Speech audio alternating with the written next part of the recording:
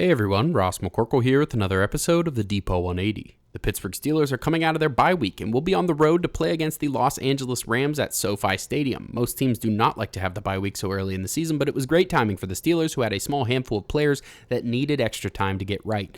Of course, Deontay Johnson, who exited in week 1 with a hamstring and landed on IR, he emphatically told the media that he will be playing on Sunday, and the team opened up his 21-day practice window to return from IR. They will likely activate him towards the end of the week or on Saturday when they do elevations and all that. Pat Freiermuth is another guy who benefited with his hamstring injury suffered against the Houston Texans. He told the media he would have played last week if the Steelers didn't have a bye, but that it was nice to have the extra time and not have to worry about rushing back. Then you have Anthony McFarland Jr., who is also out since week 1. He was excelling as a kick return specialist and on the occasional passing down with his speed, and figures to play his largest role to date in his young career. He also told the media he will be back. Dan Moore Jr., who injured his knee in the Texans game as well, is back at practice, which is leaving a bit of a controversy along the offensive line. Usually players don't lose their starting jobs to injury, but Broderick Jones played pretty darn well against the Ravens and is a first-round rookie. You probably don't want to keep him off the field in a reserve role all season. It will be interesting to see what happens with that. Moore is the lowest graded tackle per Pro Football Focus through his first 4 games he played in.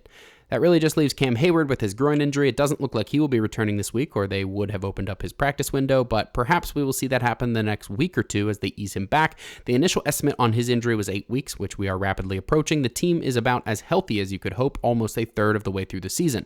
Meanwhile, the Rams are going to be without their top 2 running backs in Kyren Williams and Ronnie Rivers, the latter of which should be headed to IR with a PCL sprain. The Steelers will still have their hands full with rookie sensation Puka Nacua, who is just about pacing the league in receiving yards so far, off to the best start ever for a rookie. Oh, and a guy named Cooper Kupp, we all know about him. Pair that with Stafford's bounce-back season after an injury-riddled campaign last year, and of course, a defense featuring Aaron Donald in the middle. They are going to be dangerous if you let them be.